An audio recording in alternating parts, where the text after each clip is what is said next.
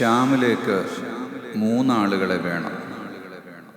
അവിടുത്തെ മതനേതൃത്വത്തിന് വേണ്ടി അവർ വന്ന് ആവശ്യപ്പെട്ടപ്പോൾ ഉമറുൽ ഖത്താബ് റളിയല്ലാഹു അൻഹു പറയുന്നു, 5 പേരെ വിളിച്ചു വരുത്തിയിട്ട് നിങ്ങൾ തീരുമാനിക്കുക. 5 പേരെ വിളിച്ചു വരുത്തിയിട്ട് പറയുന്നു, Abu Darda, Ubadah bin Samit, Muadh bin Jabal, Abu അയ്യൂബുൽ അൻസാരി, ഉബയ്യ് ബിൻ കഅബ് റളിയല്ലാഹു അൻഹു.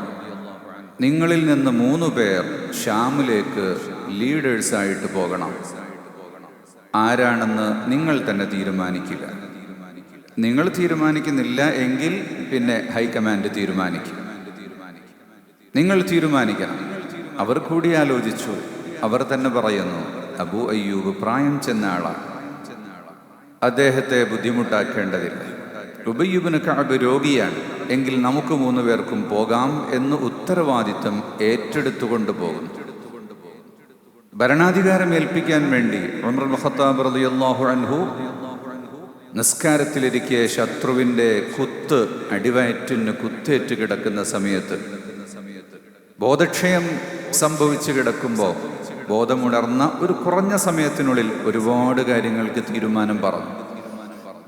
അവിടെ 6 പേരെ തിരഞ്ഞെടുത്തുകൊണ്ട് പറഞ്ഞു, ഈ 6 പേരും കൂടെ കൂടിയിട്ട് അവരിൽ നിന്ന് ഒരാളെ ഖലീഫയായിട്ട് തീരുമാനിക്കണം. അത് അവർ തന്നെ തീരുമാനിക്കണം. വാതിലടച്ച് റൂമിനുള്ളിൽ അവർ അടച്ചിടുക. അവർ തീരുമാനിക്കട്ടെ. പുറത്തുള്ളവർ കാവൽ നിൽക്കുക. തീരുമാനമെടുത്ത് പുറത്തു വരുന്നില്ല, അവർ ഏകസ്വരത്തിലേക്ക് വരുന്നില്ല എങ്കിൽ പിന്നെ പുറത്ത് കാത്തു നിൽക്കുന്നവർ ചില കാര്യങ്ങൾ ചെയ്യേണ്ടതുണ്ട് എന്നും ഏൽപ്പിച്ചു.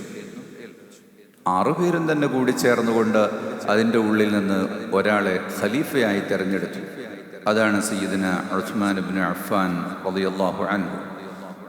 കൂടിയാലോചനയിലൂടെ ഏതു വിഷയവും വളരെ രമ്യമായും സൗഹാർദ്ദമായും പരിഹരിക്കാൻ കഴിയും എന്നുള്ളതാണ് ഈ കാര്യം നമ്മെ പഠിപ്പിക്കുന്നത്.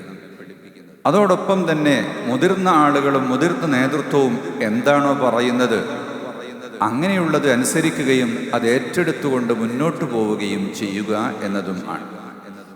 ഉമർ ബിൻ അബ്ദുൽ അസീസ് റളിയല്ലാഹു അൻഹുവിനെ ഖിലാഫത്ത് ഏൽപ്പിച്ച സമയത്ത് അവിടുന്ന് പറഞ്ഞത്, എന്നെ വല്ലാതെ ക്രൂശിക്കപ്പെട്ടിരിക്കുന്നു, എനിക്ക് വല്ലാത്ത പീഡനമാണ് നൽകിയിരിക്കുന്നത്, എൻ്റെ ഈ ദൗത്യം ആരെങ്കിലും ഏറ്റെടുക്കുക, എനിക്ക് ഈ ഭരണവുമായി മുന്നോട്ട് പോകാൻ കഴിയില്ല എന്നാണ്.